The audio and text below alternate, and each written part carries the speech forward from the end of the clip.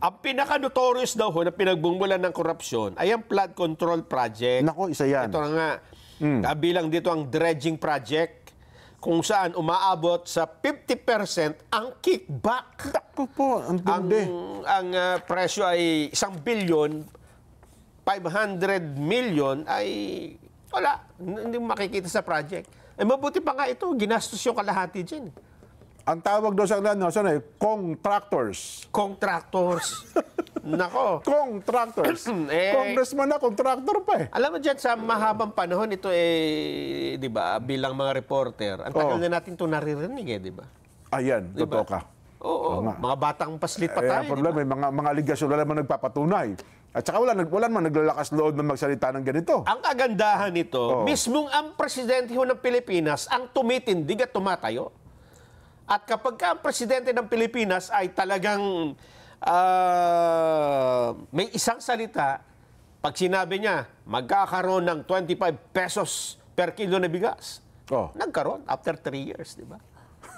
Okay. Mahiya naman kayo. May mahihiya dyan after 3 years, di ba? Ang tagal naman nahiya. Ang iba na immune, hindi naman nahiya eh. Pangkapalan na to. Sinigundahan ng Senador Lacson. Eto na, eto yung listahan natin. Meron tayo 67 minimum. Meron pang iba, hindi pa natin nababanggit. At kayo nung umaga, parang narinig ko sa interview, meron pa rin sa meron doon sa isang lugar na pinapunta ng kanyang mga tao. Totoo ba na merong ganitong project? Oo. Worth 200 million daw. Ano nakita? Nung pinunta, itong lugar, sakto daw. Longitude tsaka latitude.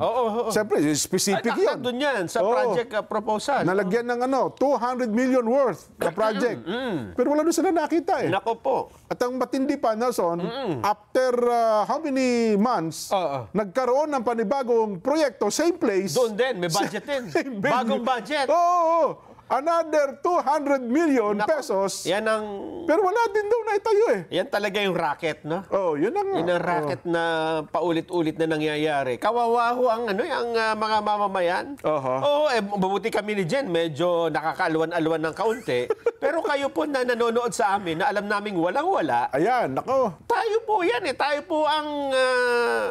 bagamat sabihin natin na hindi naman namin inaasahan na yan, pero hindi ho eh. Dapat i-demand natin ito.